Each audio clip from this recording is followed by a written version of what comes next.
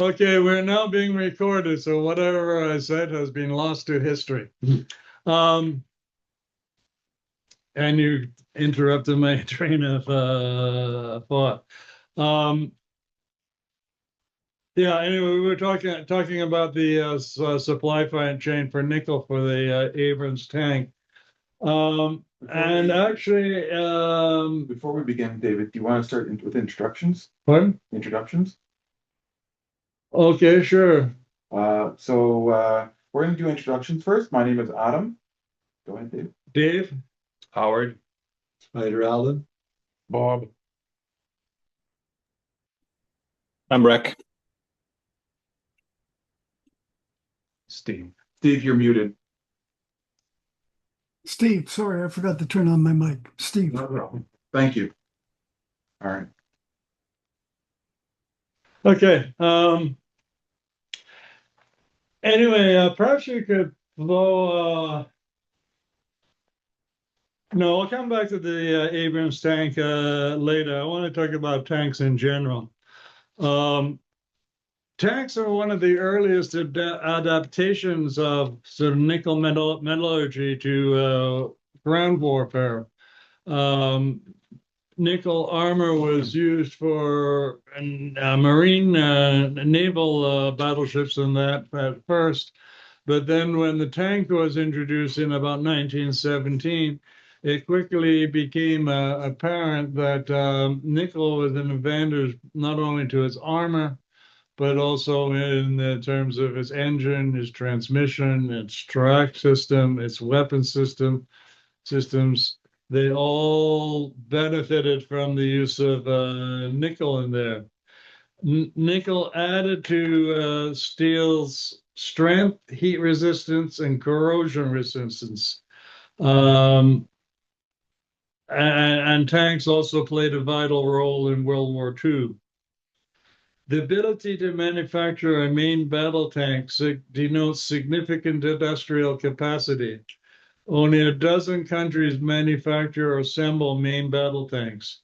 China has the most main battle tanks of any country with 7,000. India has about 4,500. China's tanks are 3 times more than the US, South Korea, or Pakistan. Israel, Iran, and Russia each have about 1,500 in service. And there's a table there that lists the countries that produce tanks and the numbers in that. Wow. So small little Israel has as many tanks as Russia. I'm going to give you a few facts which are quite mind-boggling. Thank you, U.S. taxpayer. Israel by far has the most main battle tanks per million population with 160 per million, and the most main battle tanks per million square miles of territory with 72,700 main battle tanks. I calculated out those statistics myself, and maybe 1 million should be shot down to 1,000. The numbers will change a bit, but it doesn't really matter. The area for Israel includes the Golan Heights and East Jerusalem, which are not really part of Israel. So if you take those areas out, those numbers even get bigger. I was up by the Golan Heights in 2018. I saw a lot of rusty old tanks that they don't work. They leave them there. Israeli tanks. Yeah. Yeah, okay. I thought you meant Syrian tanks. Or these numbers easily outstrip those of second place South Korea, which has 31 main battle tanks per million population, 160 for Israel. In second place, South Korea, 31. In third place is the US has 7.3 per million. And only 255 main battle tanks per million square miles of territory. On those tank manufacturing countries, India has the fewest main battle tanks per million population, lots of people, with only 3.1 tanks per million. but Russia has the fewest main battle tanks per area, per million square kilometers of territory at 87.7. That's a function of it being a big country. I just want to mention that it wasn't, just a little trivia. It wasn't Hezbollah or Hamas that first blew up a Merkava tank.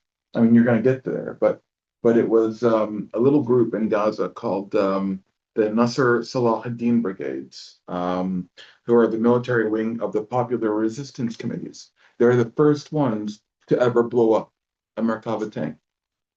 So, yeah. Yeah, anyway, there's a table there with the data for about 10 countries, 12 countries that produce main battle tanks, number of tanks in service, the population, tanks per million population, tanks per million square kilometers. So what surprised me about that was the overwhelming I don't like using the word superiority, but the numbers for Israel was so much bigger for everybody else. It was literally an armed camp. Well, it's an army with a piece of land. It's an army with a state, not a state with an army. Yeah. Hey, could I just pose a question here? I'm looking at the table that's up on the screen, and you've highlighted that Israel has 1,600 battle tanks and a population of. Oh, sorry, I was reading it wrong. My mistake. Thank you. I got it. Well, the population of 10 million, right, includes the occupied Palestinians in Gaza and the West Bank, which number in the range of like 4 or 5 million. No, that number of 10 million was about the population of, I don't like using the term Israel proper, but without the West Bank and Gaza Strip, the population of that area is about 10 million, 8 million of which are Jewish and 2 million of which are Arab approximately. So those numbers are pretty good.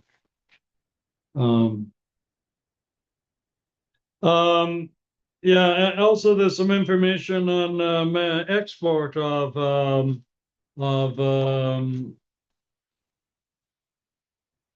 oh no, my pages are up. Okay, I'm good. There's a table over there of the number of main battle tanks exported by the manufacturing countries. US is exported 3,000. Germany has exported 3,500 to a whole series of countries, a Leopard tank. Russia has exported 4,000. So those three countries exporting a lot of tanks, 50 to this country, 100 to that country. And then several other countries produce a number of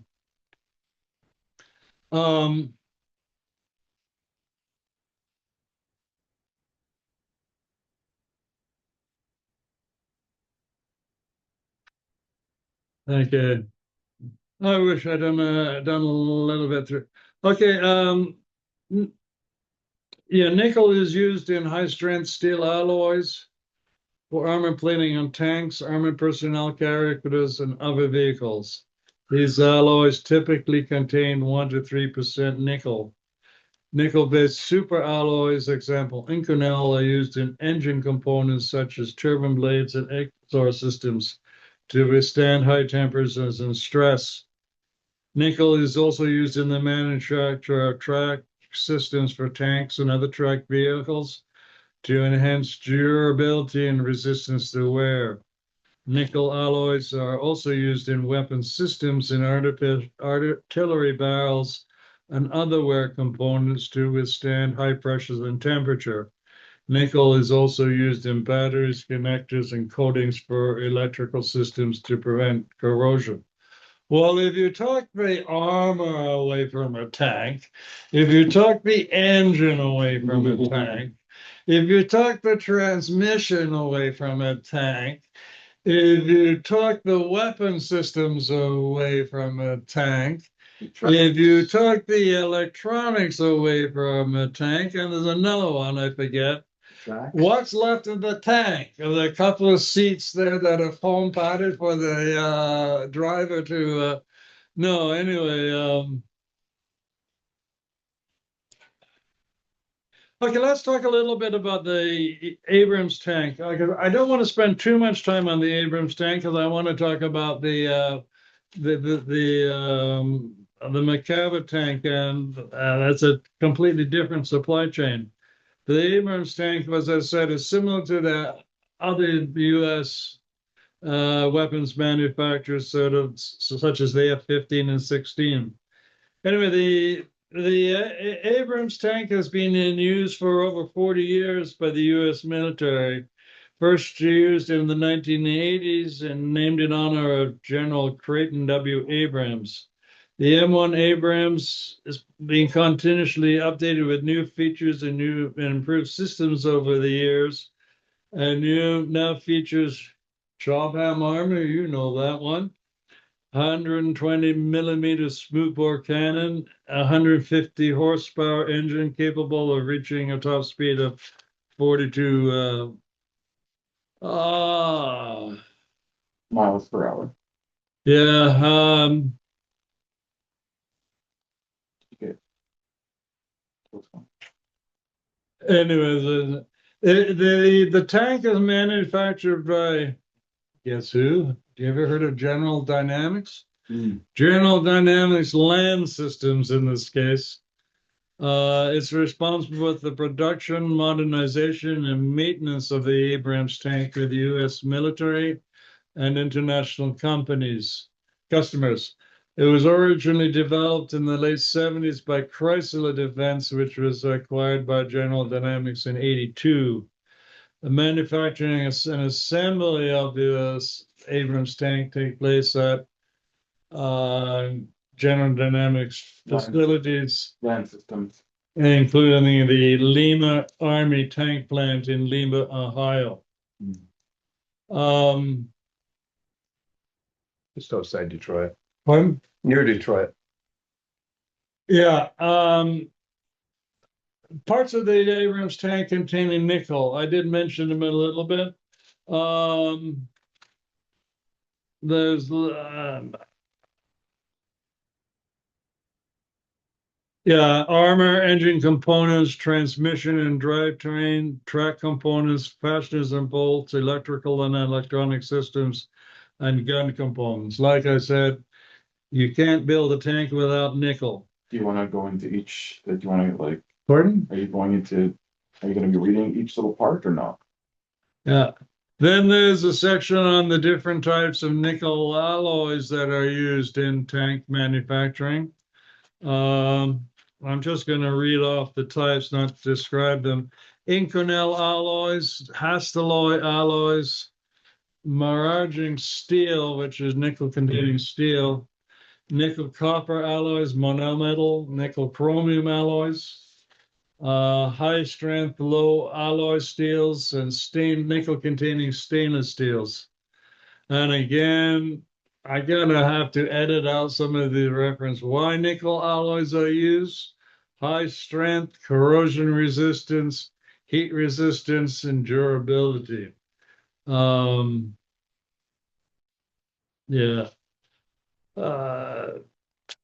Okay, I went and had breakfast at a restaurant yesterday and took these papers with me, and the table was sticky. Yeah, the engine for the Abrams tank is made by Honeywell. Where you see?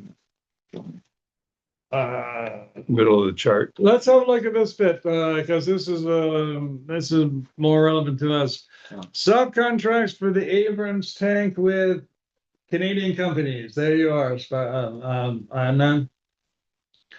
There have been many instances where Canadian companies involved as subcontractors in the production or supply chain of the M1 Abrams tank. While General Dynamics is the primary manufacturer, the production of such a complex vehicle involves a global supply chain, including companies from allied nations like Canada. Examples of Canadian involvement: General Dynamics Land System has production facilities in London, Ontario. It generally produces these light armored vehicles there, but it has the expertise and capability to contribute to the Abrams tank and other armored vehicles. Secondly, a number of Canadian defense contractors as specializing in advanced materials, electronics, or precision manufacturer may supply components for the tank. Let me just point out there's a lot of maze in this. It sort of says that it is, but it keeps that plausible deniability. We'll see that later. But my view is I may get wrong in one company or one instance here and there, but the overall general thrust is fine. A lot of nickel is used in armaments manufacturers.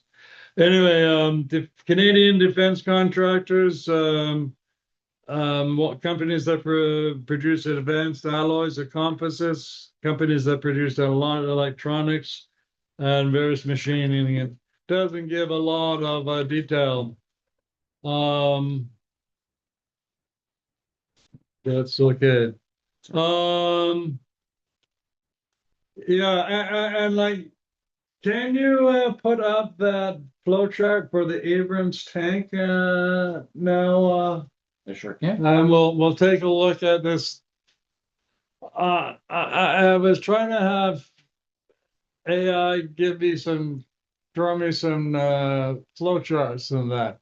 First one came out really good, I think, but as I did more and more, I found they were less and less reliable. They give you an indication, but it doesn't mean they're right.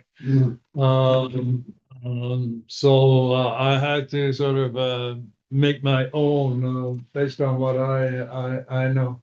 Give me a moment. I don't have the program. Program? I don't have the program. Draw. Oh, well, you can't. I'm doing it right now. Give me a moment. Just give me a moment here. Okay, I thought it was saved as some format where we could just display the. Okay. 2 seconds. No, 2 minutes. Anyway, we'll wait till Adnan gets it up.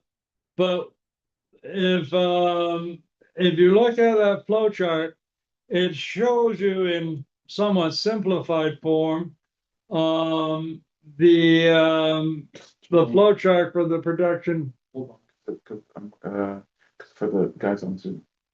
Just wait a minute.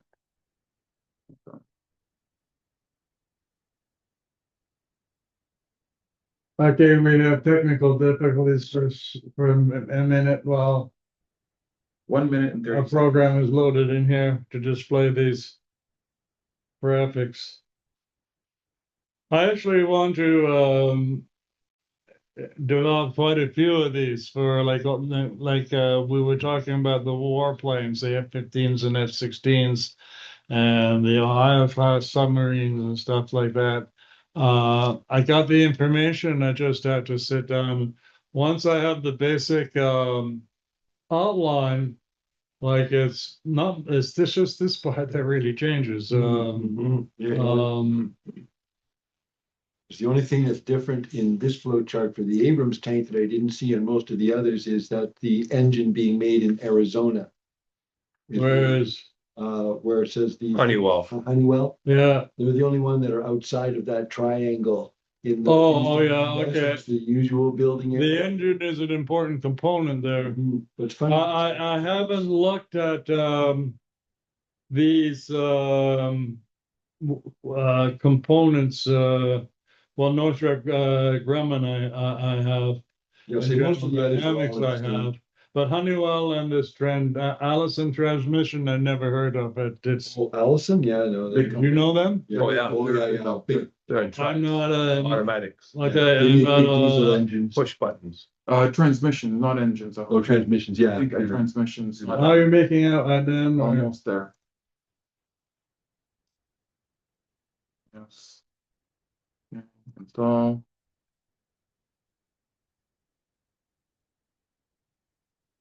Finish. There. Lovely jubbly. I gotta figure out how to get those drawings as JPEGs or some format that I can paste into a Word document. But we'll deal with that later. Okay, here we go. Bada bing. Beautiful. Okay, here we are, yeah. The Abrams tank, yeah. Wait, you want the Merkava or the Abrams? No, the Abrams tank, yeah, Oh, we'll I'm get to sorry. that. Okay, give me a moment here. Where is it? The Abrams. The nickel supply chain diagram or Yeah, nickel supply chain. okay, I think my file naming is screwed up. definitely. That's the one. Okay. Isn't it? Um, Yeah, that's the one. can you guys on Zoom, can you see this? Good question. Can you guys on Zoom see this flow chart? Breck and Steve? Yep. Perfect. Okay. Thank you.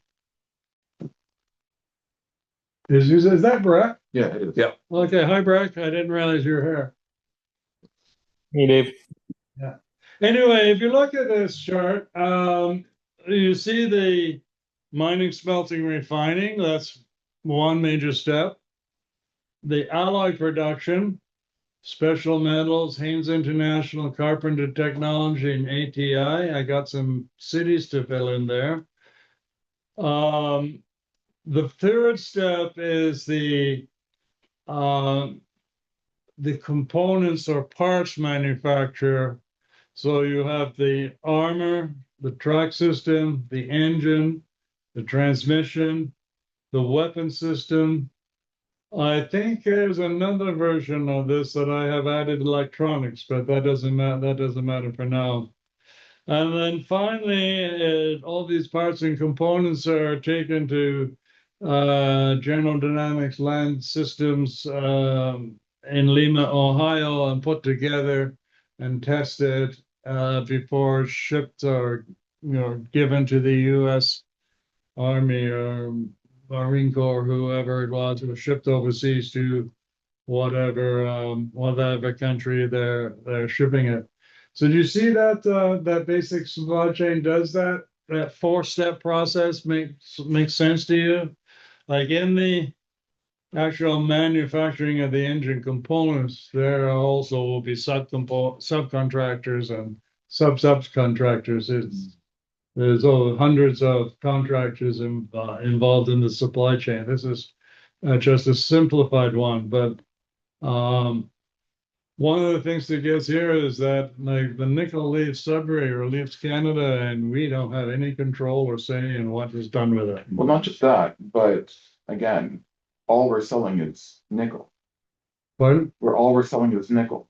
We're not making anything with it. No, Right? no. They're doing. They're getting. They're adding value to it. Right. All we're doing is basically pulling it Yeah. off the ground. We do the first level of processing, but that's it. When this is getting off topic a little bit, but a kilogram of refined nickel that comes out of the nickel refinery in Coppercliff is worth about $18 a kilogram. But some of these nickel alloys and nickel shapes and that are worth over $100 a kilogram. So that extra manufacturing, there's a lot of value added in, not so much in digging it out of the ground, not the nasty stuff. So that's $80 at the Right. minimum. $80 per Value increase, yeah. No, well, value increase. Yeah. But $80 per kilo that Sudbury and Canada are missing out on. Mm. $80. All right. Yeah, and that's going to be important to us in a couple of sessions when we start talking about what to do because Right, next step. finding an alternative like we can't. Okay, let's just stop half of the nickel production in Sudbury and not sell to the U.S. And what do? A couple of thousand people don't have jobs. Like it's not going to be fun. We need to have a well worked out plan to how to deal with that. Anyway, let me get back and start talking about the Israelis Merkava tank. Do you want me to bring up the flow chart first? Go back to that document I had before for a while. Let me talk about it.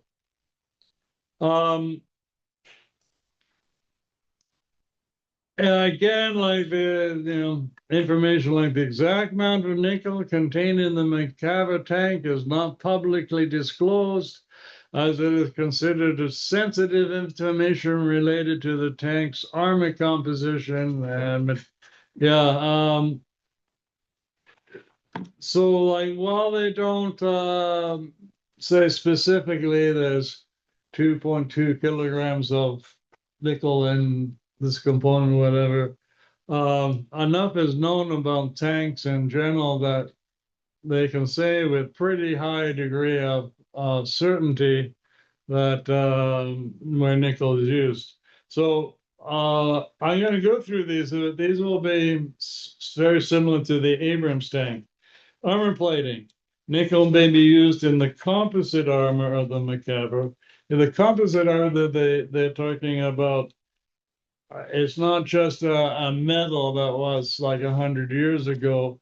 You have layers of metal, layers of plastic, layers of ceramics. I'm not an expert on it, but anyway, these they enhance protection against kinetic energy penetrators, shape charge, and nuclear threats. 2, engine components.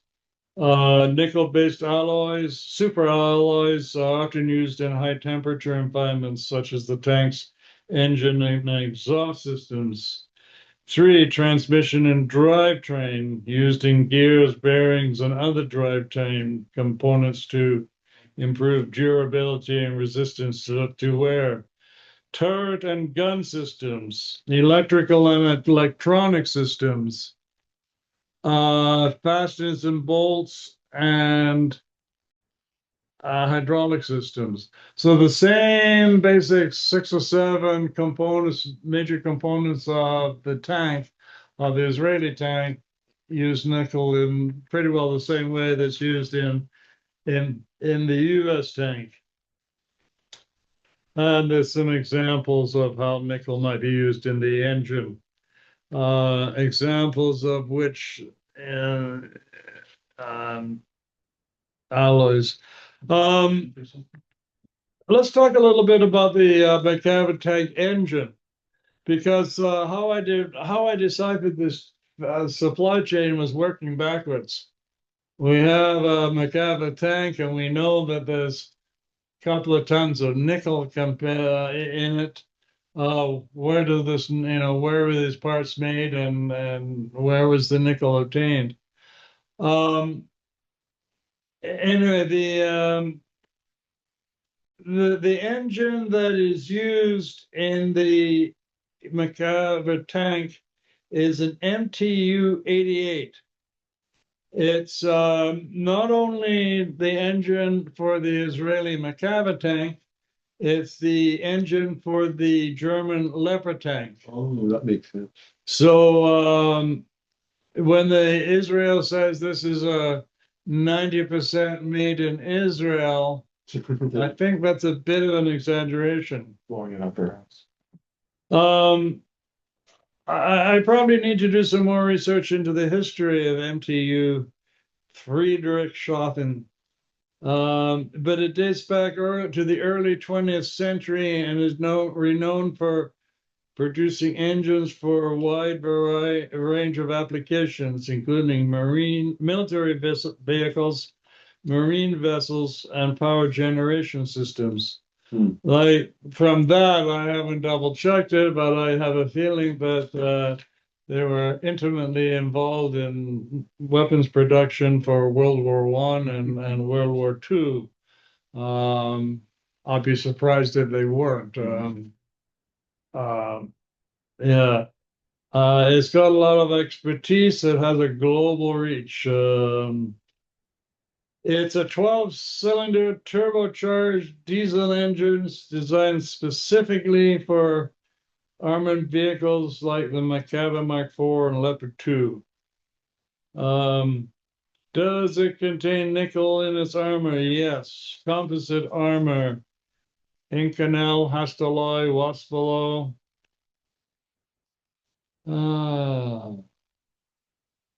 There's a bit here on how nickel reaches the Merkava tank.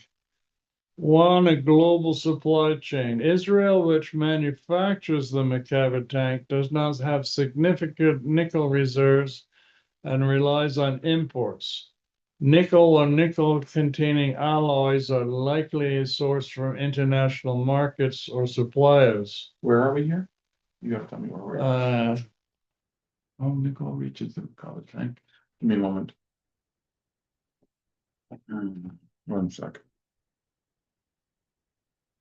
Yeah, and the nickel could also be already incorporated into a part, a component when you import an engine, which is 40% nickel, but the documents say engine, they don't say nickel. Hmm. How come that's blue? Anyway, don't worry about it. Yeah, the Merkava tank is produced by the Israel's Ministry of Defense and its defense contractors such as Israel Military Industries and Rafael Advanced Defense Systems. These companies likely source nickel or nickel alloys from specialized suppliers that meet military grade specifications. Yeah, so again, like uh, Israel doesn't import nickel in relatively raw form. In fact, it probably doesn't really import much refined nickel, though. But it does import nickel as a raw material in various Assemblies. military and parts sub-assemblies. that But has it's alloy. assembled into bigger. Right, as an alloy, generally speaking. Yeah, as an alloy, as stainless steel, as a nickel alloy shape, pipe, bar, wire, slabs, billets. Yeah.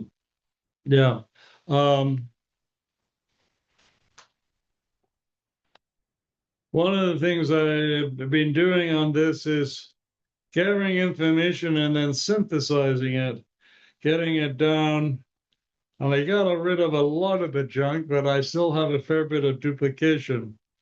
How much nickel is in the Merkava tank? Same thing. The armor, composite armor,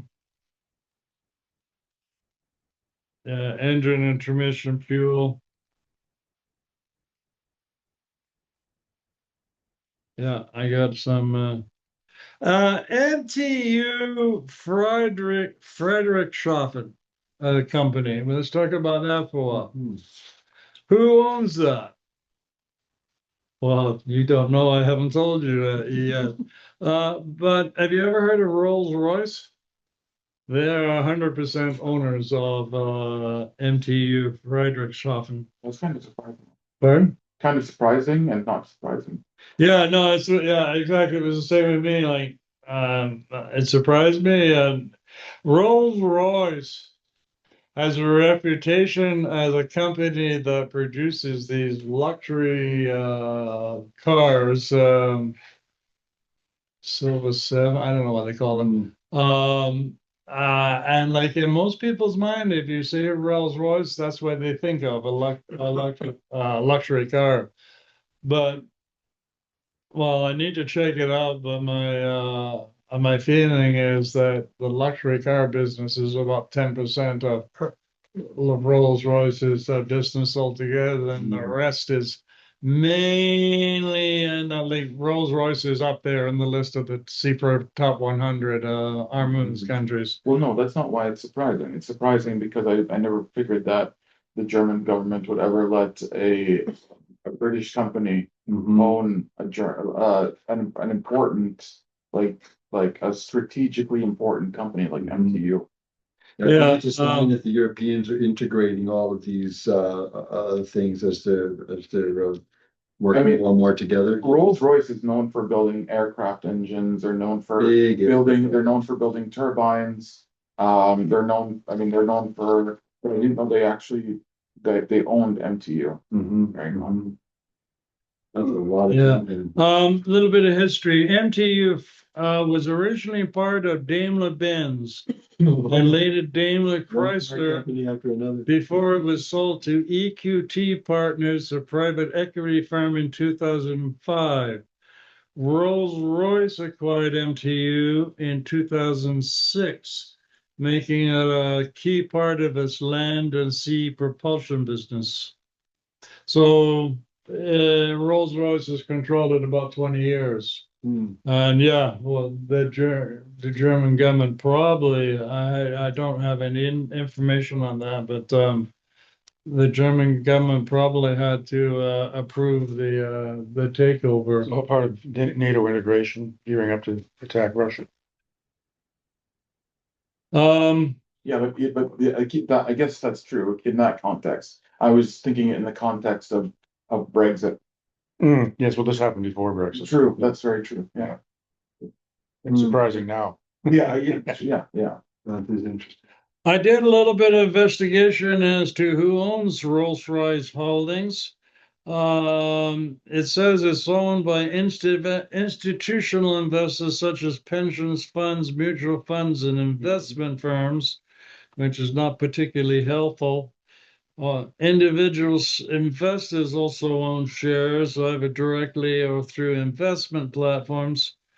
Top shareholders, as of recent data, some of the largest shareholders include, do you want to start guessing?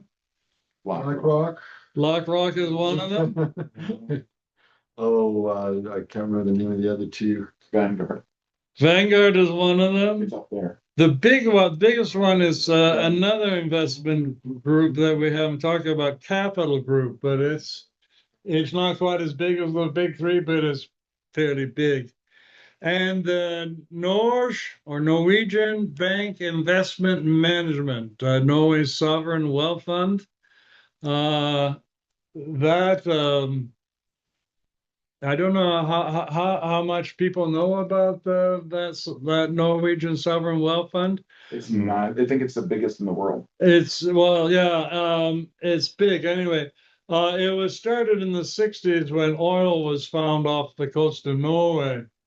And they said, take a little bit and put it in this fund. And interesting comparison. You hear though, Alberta should have done this too. Could I give you? There were sort of similar situations. Alberta started out to do just that. Could I give an anecdote on this Norges Bank Investment Management Fund? Sorry, Steve, can you repeat that, please? This is Steve.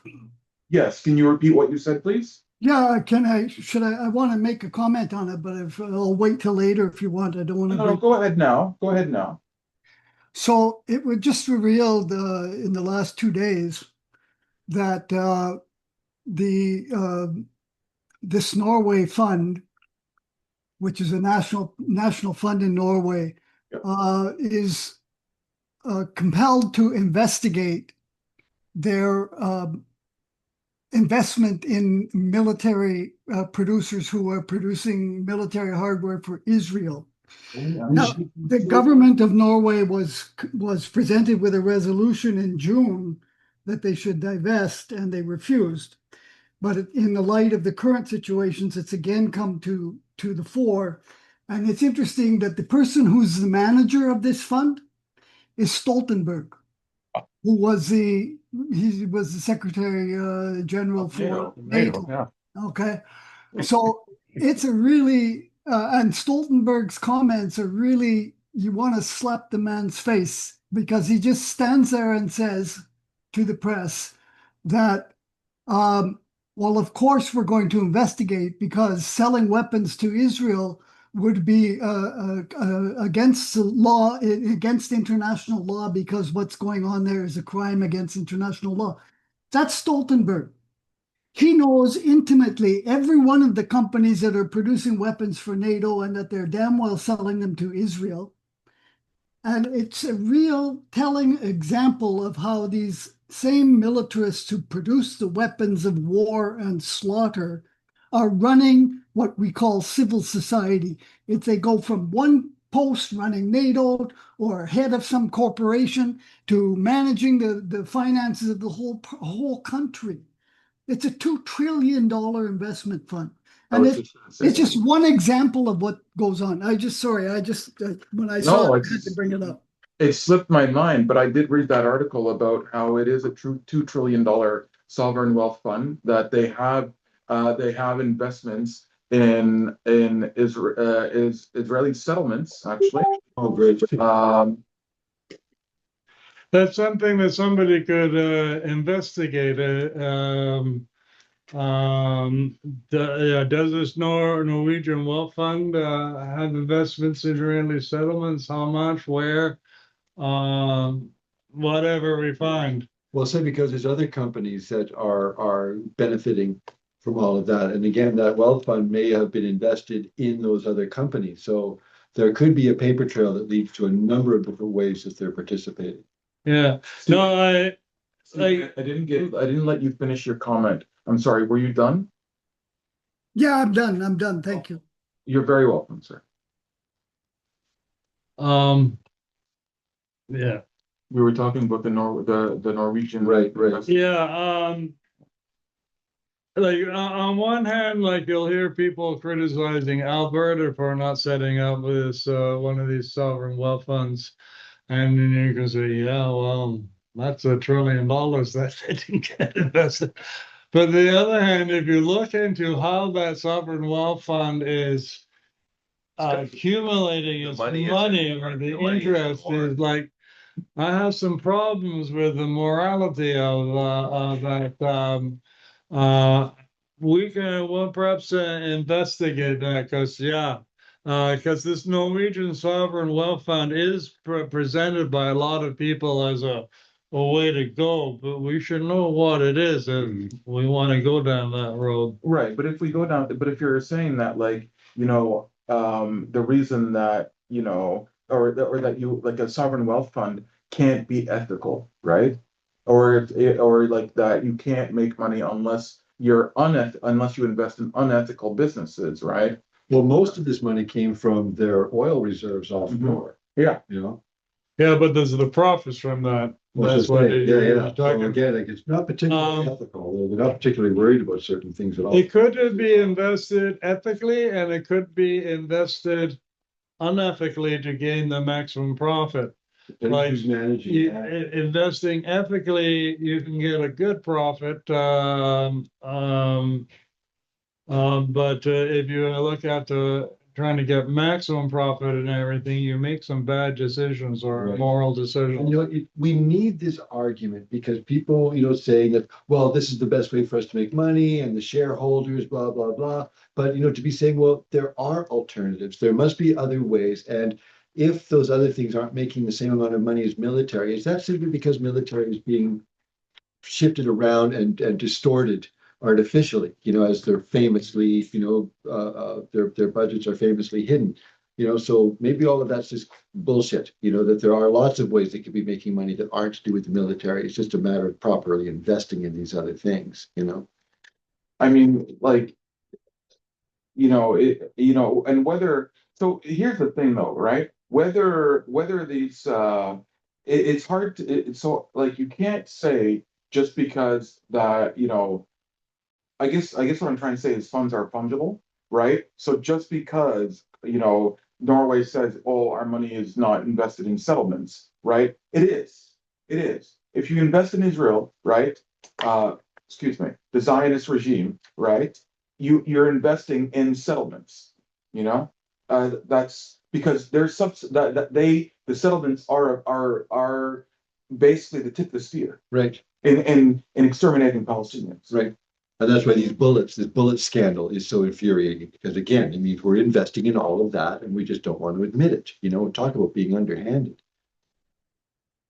Anyway, I just want to finish up with Sorry. ownership of Rolls-Royce. Information I got here: BlackRock owns between 5 and 10%. Vanguard owns between 3 and 7%, and State Street owns between 2 and 5. So these big investment companies, well, BlackRock is worth something like $11 trillion. The other two are not far behind. They together they own about 20% of all these companies. Right. It may be a bit more for BlackRock on this one and a bit more for Vanguard on that one, but okay, the transmission in the Merkava tank is also made in Germany. It's called the Renk, R-E-N-K 325. It's manufactured by Renk AG. It's a leading supplier of transmissions and gear systems, particularly for military vehicles, including tanks and armored vehicles. It's in Augsburg, Germany. Nickel in the transmission can be found in the gear and shaft materials. Several kilograms. The transmission is used in military vehicles, including the Leopard tank again. So same engine transmission in the German Leopard tank and it's in the Israeli Merkava tank. How that makes 90% Israeli, I don't know, but that's what the Israelis say. Renk AG since October 23 is owned by a company called Triton Partners, Triton, a private equity firm in Germany. It acquired Renk from Volkswagen in 2020. Another car company. Yeah, I got some information on the historical ownership. I think my tires are BlackRock. I have to go home and check. Yeah, here's a section on the total nickel in the transmission. A typical high performance transmission like the Renk RK325 could weigh several hundred kilograms, 500 to 1,000 kilograms. If nickel alloys make up a significant proportion of the transmission's weight, the total nickel content could range from 5 kilograms to 20 kilograms, depending on the size of the material used. One of the things we're going to be talking about, there's not a lot of weapons or where a large amount of nickel is used. Like in that Ohio class submarine, 20 to 60 tons, yes. But even in the transmission of a tank, it weighs several hundred kilograms, but it's only 2, 3, 4, 5% nickel. Like you figure it out, and it's not That that. is one of the benefits of these rare earth minerals is it doesn't take a lot for them to be effective. Yeah, no. So that's what I'm getting at. It's a little bit in a lot of things rather than a lot in a few things. Right. Is nickel considered a rare earth? No. No. It's a critical mineral. It's a critical. Okay. I have a lot of technical data on the the tank. And there's a picture of the Merkava tank for everyone knows. One other coming down your street. Oh yeah, that's the Merkava tank. Skip through several pages. All that stuff there. Maybe get through all that. There's a lot of information there, but it's not really in a useful form. So where am I going? Keep going. Show me. It's the MG253 smoothbore tank gun. Just there we are. There we are. Okay. This is the gun that's used on the Merkava tank, or one of them. It's a modern high-performance weapon system designed for use on advanced main battle tanks. While there is an extensively public information on the MG253, specifically appears to be part of the next generation of tank guns developed to enhance firepower, accuracy, and versatility.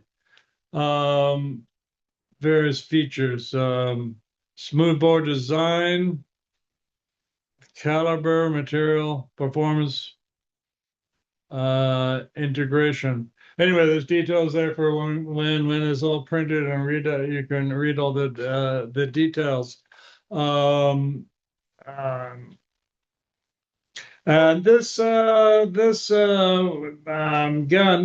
gun, it's developed by a company. It's likely developed by a company such as Rheinmetall in Germany. But again, this information is Right. probable rather than definite. Okay, that's duplication. But that they would all probably be receiving those metals from the same source. Whoever's actually making them are probably all getting them from Norway, Okay. between Sudbury, Maine. Yeah. Can you skip ahead? Possible, yeah. There's Just tell me where, and I'll skip it. how about start with nickel use in the MTU diesel engine? A little bit further from there. 1 sec. I think you went backwards. There we are, down right at the bottom. Okay. Total nickel per engine is estimated between 80 and 130 kilograms. If you go down, yeah, just a little bit below there, that little table that's showing up, this summarizes the nickel use in this MTU engine. The turbocharger turbine, the exhaust valves, the manifold, and it has the particular alloys that are likely used, and why nickel, and the approximate amount of nickel in that component. Anyway, crankshafts, cylinder heads, fuel injection systems, bearing and gears, other structural parts. Then there's a table on the nickel supply chain for the Merkava tank, and this is where it starts to get interesting. In this case, where this table needs some work on it. Actually, why don't we? Can you pull up this one here, the one for the Merkava tank? Sure. That will be more useful looking at this time. This needs a little bit of work on it. Using the artificial intelligence, sometimes it gets it right and sometimes it doesn't. And you have to know something about it to say, that doesn't sound right. You can't just accept what it gives you. I find it it's like going to the library and spending 4 or 5 hours finding some books and looking up some information. After 4 or 5 hours, you got this pile of books. You still got to go through them and condense it and do it for your purposes. Well, the AI is like that, but it's collecting the information in a few minutes rather than a few hours. Haven't made my mind up about it totally, but it does have some uses for it. Anyway, let's look at this flow chart that I developed rather than the one that's written there. So first of all, you have the mining and smelting. That's Glencore. in Raglan in Quebec, shipped to Sudbury for smelting. I think there's still some mining and smelting, mining in Sudbury. Anyway, the mat, I thought I had the word mat written beside that hour, One of but these anyway, does. that's not a. One of these does somewhere, yeah, I saw. The refining is done in Glencore's refinery in Norway in Kristiansand. That actually is um, well, it was bought by Falconbridge in 1928 as a refinery, but it goes back to the 1850s or 1860s, where there was a small nickel mine in Norway, and they built the smelter and refinery. And once you had a little one, they kept on expanding it. Right. There's no nickel mining in Norway, but the refining is there. Right. Then you go to various alloy production. Special Metals and Haynes International are US companies, but seem to at least be possibly involved in there. VDM Metals is a German company, is likely to do a lot of it. Weiss and Krupp, you've heard of Krupp, they're notorious, and I don't know Engineering why they're company. still around, but The engineering company, a lot, pardon? engineering company. A lot of the elevators in Sudbury are maintained and, Yeah, no, I'm sure it's a big company, but the Krupp were some of the major armaments manufacturers for Nazi Germany. Krupp is a big name. And there's Intercompo Oy, they're a Finnish company. Don't know that one at all. They're a Finnish state company. They're a big mining company. On the back. In Finland and worldwide, they're a big company. There may be the Canadian mat may be the most of the feed to this nickel refinery, but some may come from a small amount may come from Finland. Then we have the parts and components manufacturers, and then the spelling mistake on the word manufacturer. The armor urgent systems in Israel. Yeah, okay, you can change it yours, it won't change mine, but that's okay. Armor, the track systems, there's a couple of some of this information I haven't got yet. The engine NTU, which I was talking about, the track system rank, we're talking about, the weapon system we were talking about. I didn't talk about the electronics. And it's all put together and assembled and tested in Israel by Israeli military industries, which is Elbit Systems. But again, like you have the same sort of four basic steps: mining, smelting, refining, alloy production, parts and component, putting it all together, final assembly into a plant. But this is somewhat similar, but well, actually, before what we were talking about was Vale. Everything that Vale goes to the States. Glencore goes to Europe. In the main, they ship some back to US. But anyway, that is probably.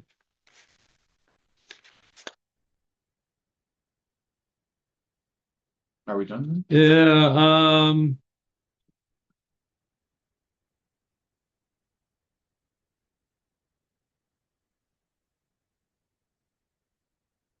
A lot of this here is repetition. Well, that VDM is a part of a company called Acerinox, which, if we remember, is one of the stainless steel manufacturers in the US. It's a Spanish company. Of course, right. Anyway, this is Dave, what was the big name? Victorinox, isn't it? pardon? What is it called? What is it called? Acerinox. Acerinox. Anyway, I think I'm gonna call it there for the the Merkava tank. It's Spanish. The information I have, I need to. I when I started looking at no, that was this one here. This one here, I had 82 pages this morning. I got it down to 46. Same thing like this. You need to go through and keep on massaging it and getting rid of the duplications and the unnecessary stuff. And then you look at it and you say, well, I said that in that paragraph and that paragraph. Yeah. And anyway,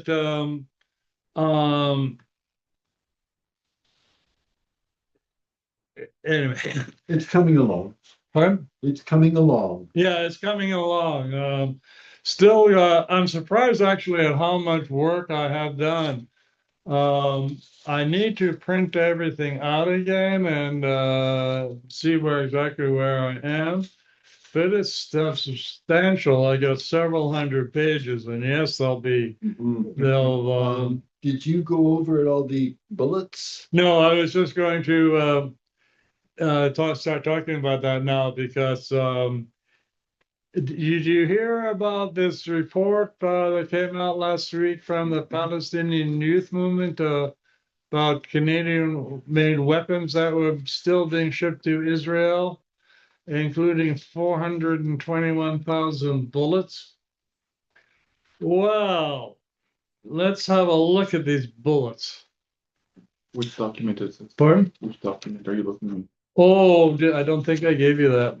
Another Flow chart. Well, Yeah, I actually pull up the flow chart. Let me just talk about it because I have a lot of paper, but it doesn't really. I can. Do you want to send me the document as well right now, or Yeah, throw up the flow chart for the bullets. interesting. Very interesting. Anyway, I guess that I asked AI, did Canadian bullets kill Palestinian? Well, that's its interpretation of my question. The Palestinian youth movement in Canada released a report alleging that Canadian manufactured bullets have killed Palestinian children. The evidence is based on Israeli customs data and shipping records, which show that Canadian manufactured ammunition was exported to Israel during the conflict. However, the report does not include ballistic case-by-case analysis tracking specific Canadian bullets used in specific incidents. There is no publicly available forensic evidence directly linking Canadian-made bullets to the deaths of Canadian children. These claims are indirect based on export data and general assumptions about use. So the claim is serious, but not independently verified through forensic or incident level data. What I'd like to say about that, I just read that. I didn't say I believed it.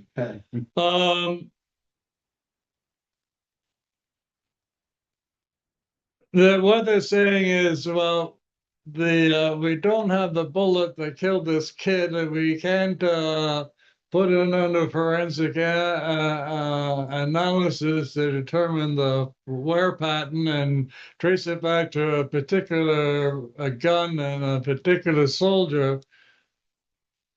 So the Israelis are innocent. That's their, or it's not proven. on the other hand, It's goddamn, sorry, it's proven. on the other hand, though, they can trace components supposedly in Russian drones back to Yeah. But say when you follow, what Dave has uncovered here, he does pretty much say, like, come on, obviously those bullets are being used to kill kids. It's when you look at pattern and all this, it's pretty remarkable. Well, the issue, I mean, what it comes down to is, in this extermination, this genocide, right? It's basically, like it's uncovered things. It's put things in the sunlight, right? For people to see, right? People that You know, I mean, the people that were paying attention already knew this, right? But people that weren't paying attention, it's, you know, now they know, right? And they can't say they never knew. Right, right. Next question was which company manufactured the bullets? And it says Canadian arms shipments to Israel have been changed to General Dynamics. I hate that term, General Dynamics. Everything seems to come back to General Dynamics. General Dynamics Ordnance and Tactical Systems, GDOTS, located in Repentigny, Quebec. Shipments listed as bullets under Israeli custom codes originated from the site in 2024 and 25. No other Canadian ammunition manufacturers were named in the publicly cited records. Based on currently available public data, GDOTS is the most likely manufacturer, exporter of the bullets in question. What happened? Did I run out of? Yeah, we ran out of juice. Okay. Oh, Do the bullets contain nickel? Again, some feature nickel-plated brass casings chosen for corrosion resistance and performance in wet conditions. But then the weasel words, however, there is no publicly available information showing whether the bullets exported from General Dynamics in Canada are nickel-plated or contain nickel in their bullet casings. so why were they here? Pardon? So why were they here? The General Dynamics has not released details on the materials or platings of the exported cartridges. Anyway, let's look at the supply chain. And again, well, we have to look at the process. The process by which those brass casings are nickel electroplated is by a process called electroless nickel plating. They have a solution of nickel sulfate, and phosphorus was in there somehow. And what is actually coated on the particle is a nickel phosphorus alloy. Steve is saying I have to sign off at 7:30. I have another appointment this evening. Thanks for all your hard work and investigation. It's striking, and how it reveals the same things Albanese found about what she called Right. the economy of genocide. she called is the economy of genocide. So good work on your part. You're in good company. Francesca Albanese, who was Yeah. the I don't think I'm as good as Francesca Albanese, but anyway. Okay, let's look at the nickel supply chain for those bullets. Anyway, like I said, yeah, going backwards, they send the casings to the U.S. for this electroless nickel plating. It applies a coat of nickel phosphide onto the parts. If you look at the United States does not produce its own nickel sulfate. Now, let me just talk about this and not pay attention to my notes. The U.S. doesn't produce its own nickel sulfate. It imports it all. 87% of the nickel sulfate that the U.S. imports comes from Norway. That go up a touch. Right. Like this, the nickel Christensen, yeah, comes from Sudbury, comes from Raglan. Like this nickel sulfate that's used to coat that bullets, the nickel came from Sudbury, almost certainly. And Yeah, so if you have look at this flow chart. The mining and smelting in Canada, the refining in Italy. Yeah, I supposed to have. Oh, I put Matt on this one. Okay. I was going to put also nickel sulfate in Norway so people know what the form is. It's somewhat surprising, but the main U.S. importer of nickel sulfate is Vale, Newfoundland, and Labrador. They import 81% of the U.S. nickel sulfate. It's Voisey's Bay. Pardon? It'll be Voisey's Bay. I don't think it has anything to do with Voisey's Bay and Long Harbor. I think it's Another they're facility. just the. I think it may have to do historically with the Falkland Bridge being in Europe and Inco in the U.S. Um, and anyway, it's one thing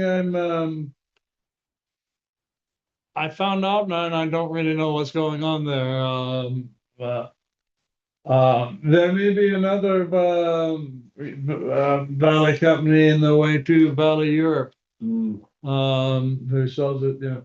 Anyway, what's interesting next is I come across 4 potential electroless nickel platers who have that. Remember that DFIRS and ITAR certification, Right. where all materials that are going into producing U.S. weapons have to go through a certain supply chain, come from the U.S. or come from DFAR certified countries, which is only Canada, Finland, and Australia for nickel. Which is why. So that's another reason why. Wouldn't be supplying the nickel. And I think it's Glencore nickel. Anyway, these 4 companies do this electroless nickel plating under DFAR's ITAR standards. This EC Simero and Sons. The information I have is that is the most likely company to be doing this electroless nickel plating of these bullets. But that is a very tiny company. It only has 6 employees and a revenue of about $800,000 a year. I don't know. I'm not sure that fits. 800,000 doesn't sound like a lot. It's not much. It works out about 2 cents per bullet. I don't know. Wow. Anyway, For military contract. whoever does the electroless nickel plating, they then ship it back to Canada, where the bullets are actually manufactured in Repentigny, Quebec, just outside of Montreal. And then can you go down a little bit further? And then they go to the Israeli occupation force. And I put down the result there. Not just children, but babies and adults and seniors and Animals. pardon? Animals. Everybody. Everything, like anything that breathes. Yeah. It's an extermination. So for us, the larger story is that General Dynamics Ordnance and Tactical Systems put the bullets together, and from there they're shipped to Israel. Yeah. But for our issues here, as No Nickel for Genocide, is that the nickel that coats those copper is from Sudbury. So 2 issues here for us. Yeah, no, it is important to understand like how those bullets are used. When that report came out and people said those bullets being used to kill Palestinian children, well, the Zionists retorted that these are just training bullets. Oh, yeah. They're not killing anybody. They're just practicing how to kill. Learning how to kill people. Yeah. Which is like. Okay then. Wow. Talk about like trying to get out of something. And like even that they learn to shoot actually, I don't really believe that, because if they're going to train with a bullet, are they going to use a different bullet in combat, Right. or are they going What's to the train point? with the bullet in combat? Right. What? This isn't the bullet I shot before. It's like, yeah, I don't know. It's just ridiculous. I missed because I had the wrong bullet. Yeah, yeah. It sounds like they're doing their best to try to divert attention and get out of it. But again, like it's important to like notice that that supply chain. It's a Sudbury, Glencore, Nickelvert, Norway, Right. and then either to Germany or back to US. And it crosses several international borders more than once. Yeah. You know? Anyway, that I think is the main information I wanted to present today.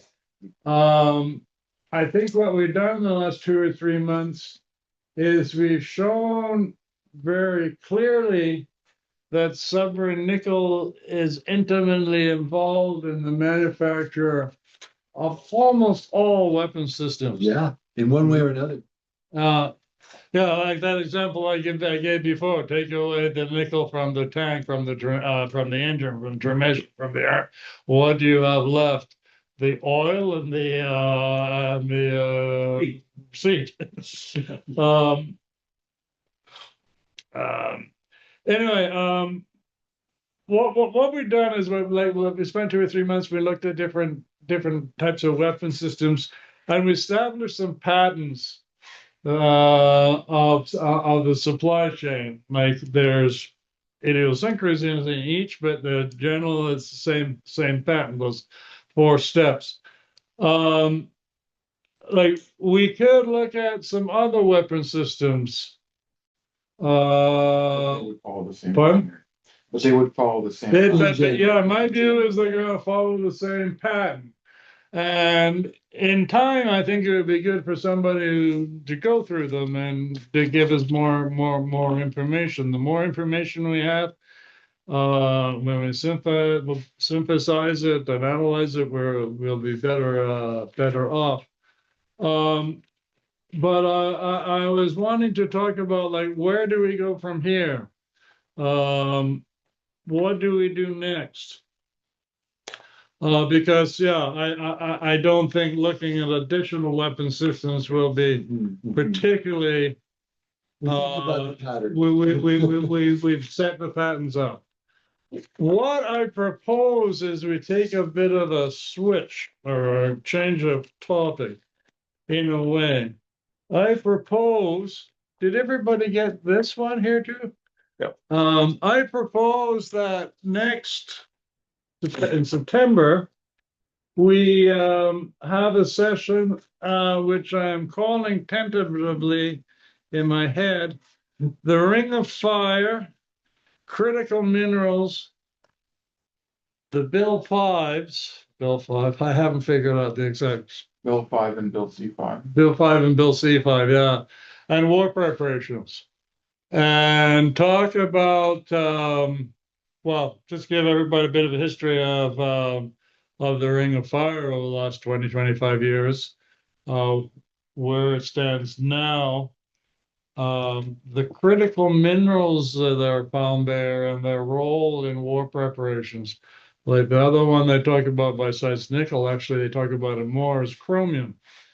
The US does not have a supply of chromium in the Western Hemisphere. The only places it gets chromium from is Zimbabwe, Kazakhstan, and India. None of those are particularly reliable as far as the US supply chain. They would love to have a source close to home. I can use that word.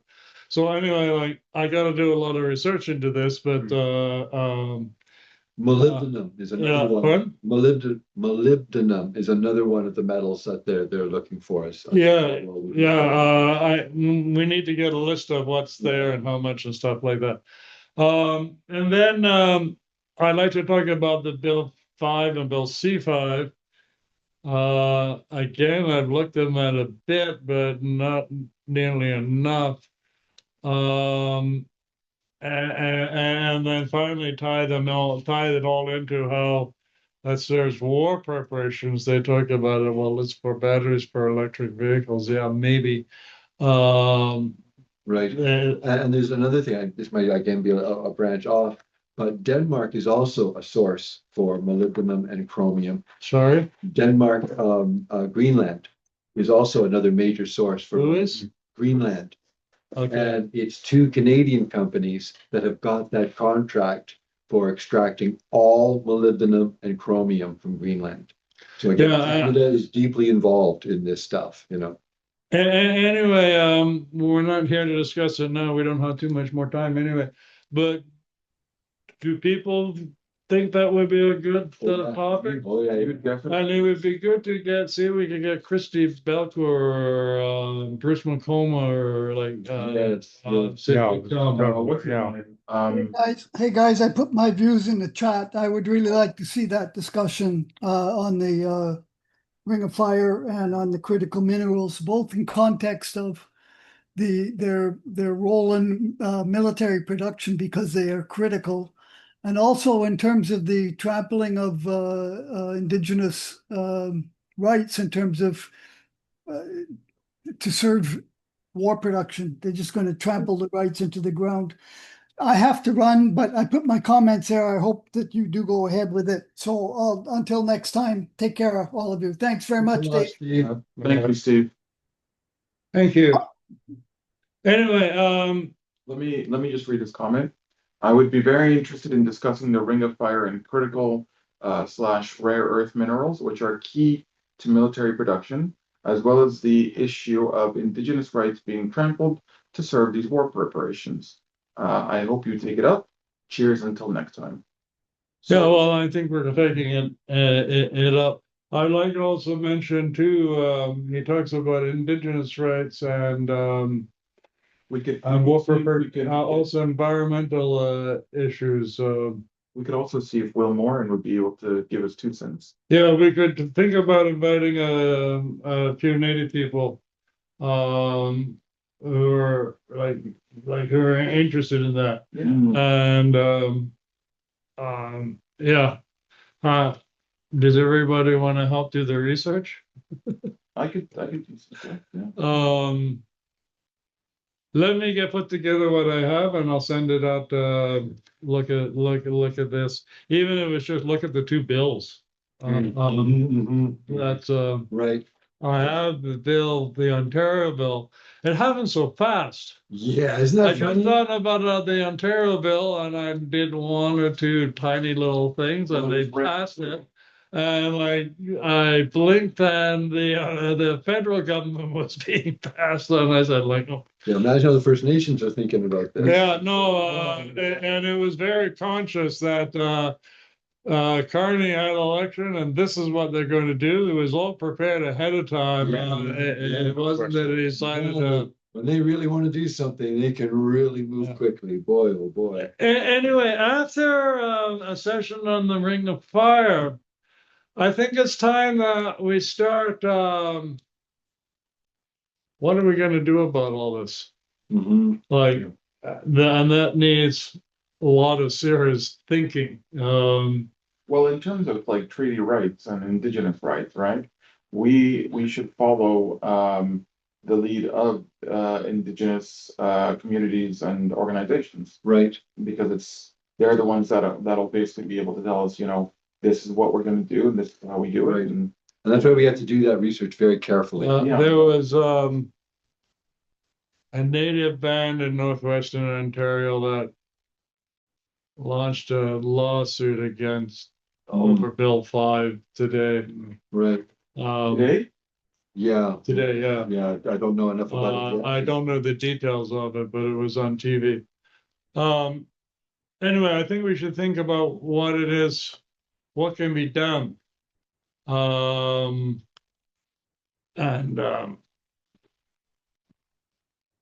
That's the difficult question. Yeah. One of the things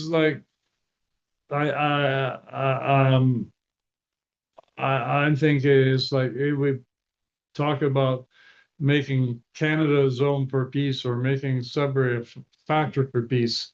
That talk about that. What's involved in that, and I see like two aspects of that. One is that we pay attention to what's going on in Ottawa, and when something is going on about Israel or armaments production or whatever, we speak out about it and best we can. And the other thing is like opposing this nickel supply chain and working out. And part of that is like it's just the next year is after if I ever get the book done, um, it's going to be here and just getting that book out and the information out so that people know it. Like there's already like has been accomplished in Sudbury. There's already a few dozen people who have heard about no decal for genocide and sympathize there that reflect that. We got to build that from a few dozen to a few hundred to 8,000. Then maybe we'll have some influence. Anyway, what I want now, just put that on the agenda, is like after September's meeting, I'd like to maybe October, November, December, we have some discussions about what we can do, and I don't know the answer to that yet. No, but This part is easy, but anyway, what I'm saying now is it'd be really good if people just think about it.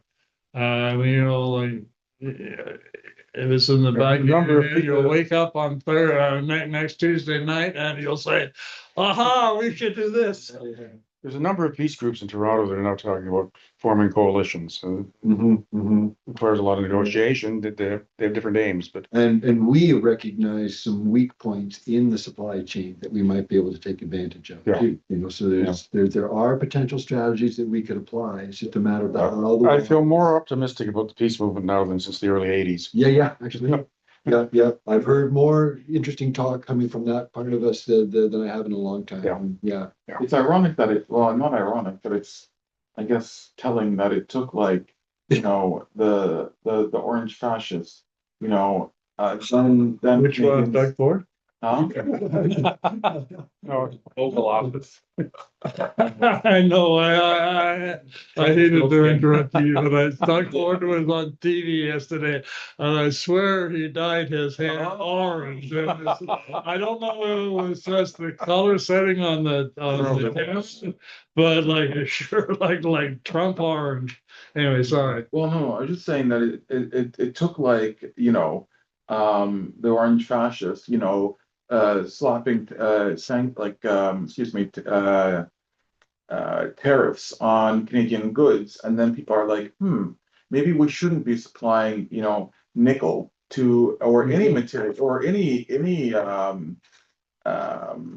know Softwood, lumber. any products to, you know, a country that has threatened to invade us. Yeah. I don't Especially we provide them with the weapons. exactly.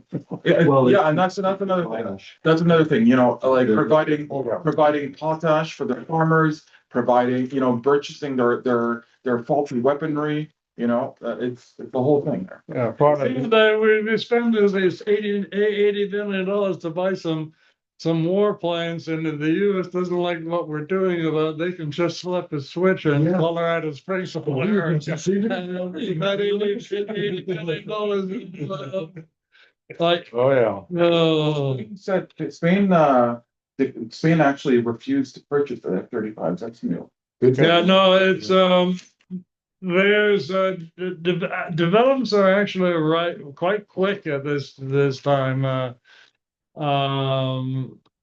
The the Israeli state is a dead man walking. They just haven't they just haven't dropped dead yet. And they think that by increasing the amount of violence that they'll solve their problem. They won't solve the problem. They're still thinking like bullies. Well, they're on life support provided by Canada and the United States and Europe and so on. So and let's not forget, you know, let's be honest here, the Arabs, well, the Arabs. Oh, yeah, absolutely. Absolutely, right? But we can't forget them. One thing I want to mention, before we end here, is that, we will be doing excuse me, a rally, okay? On this Saturday at 12 noon in front of Vivian Lapointe's office. Great poster. One moment here. There we go. So yes, we will be doing a rally in front of Vivian Lapointe's office this Saturday at 12 noon until 2 p.m. Yeah. 93 Cedar Street. Yeah. Yeah, I should have had it in my heart to do one on Friday. I like the fact that those office workers came out and complained about the noise. They were having an effect. No. We had a like a megaphone, and we turned the siren on and put it right in front of the door. We didn't write on the building. We just blasted it with noise. Fair Vote Canada called me up. They would have a meeting at that office at about that time. I warned them off. I've heard things about that place. Yeah, anyway, like I like the idea of having a rally on a day that was a work day, and it was, we if we go there and do that again, we should check out what the noise bylaw says exactly. Yeah. And if possible, do some scientific testing. My thinking is that the bylaw says no noise at certain times of day, like Right, after 11. after 11 to 7 in the morning is usually a problem. If they have part of the what number of decibels, 90. it'll be at least 90. It could be as high as 120. I don't know what the bylaw says. Right. And I think it's a bylaw. I don't think it's a provincial. We should check. I think we're okay, but we should check. Okay. I'm cautious in my We own. want to, avoid having bylaw violations being hauled off. Yeah. Alan, I probably would enjoy that. Alan got threatened with 10 years in jail for writing in chalk. Well, you didn't tell me 10 years. Well, you did imply that because it's vandalism, that it's a federal offense, felony, blah, blah, blah, and you could, I said, okay, but it's chalk. And he was like, I'm just telling you the rules. And I was like, like there was quite a noticeable or noteworthy event. Like Alan arrived about 20 to 1. It took him about 10 minutes to write what he wrote on the wall. right. And by 5 to 1 or 1 o'clock, 2 cops with open holsters, open guns on the hip. Doing the whole John Wayne thing, eh? Stopped Alan and another lady, lots of people to leave. I like on both sides of it, within 100 yards, there was a couple of dozen homeless, substance addicted people who may or may not have been into committing crime, but all of them definitely need some help and assistance. Do the cops do anything about these people? Like, no, but the fact that you write Free Palestine on their office, Well, that wasn't what she. That's a violation of public order. And what was really strange was, I don't know, I couldn't possibly have plans. This was the same guy who kicked me off the property at Raptors last year when we Were they the two who showed up on the bridge in April? Were you there that time? I don't think so. I'm not sure. Yeah, it seems there's a political squad in town anyway. Yeah. Well, they always got a red spot somewhere. Pardon? They've always got a red spot. And he was very friendly. Like he was saying, Yeah, but the right. Yeah. But he was saying because it's a private building And so we're saying, so then it's okay if we write on the road and on the sidewalk. He goes, well, he says, I'm not going to endorse anything. He says, so we're going to take that. Yeah, so it's okay if we write on the planters, if we write on those big tree planters. And he said, well, I don't want to endorse anything. So yeah, we can basically, yeah. 60 years ago, Hi, Mary. I had a veteran of the civil rights movement. And ask her, Mary, if she could do some editing. First thing he said was, "Oh, but I want you guys to That's a big job. You guys are gonna stop. Yeah. So the voter registration, I want to see the Anyway, boys it'd be good to have a guys guys off in there. white shirts and ties and the girls in dresses.